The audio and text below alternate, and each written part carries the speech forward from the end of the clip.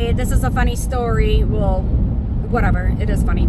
I had a flat, like seriously a flat, and pulled over. I'm in the truck, and I'm like, nowadays, like, who's gonna pull over and help me? And then I'm a female in a truck, and I'm literally like close to Tucson, and I'm thinking like, oh, somebody's gonna try to take my truck, blah blah. I'm waiting for AAA to show up, and then, you know, I make sure that I have the gun, and, you know, I have one locked and loaded, ready to fire. And then my AAA guy shows up, and he's getting out of the truck, and I thought that he was literally on a step of his vehicle, and then he starts walking towards me, and I was like, oh my gosh. And I was like, I was sitting here thinking nowadays how horrible life is, and who's gonna pull over and help me, and I gotta make sure I have my gun because, you know, I'm a woman and next to my truck, or I'm just a person on the side of the road, whatever. Some people are like, oh, she's a woman, whatever. Anyway, and I'm like, ain't nobody gonna fuck with us now. I was like, damn, you got out the truck looking like some damn Chris Hemsworth mixed with some reacher. I'm like, how fucking tall are you?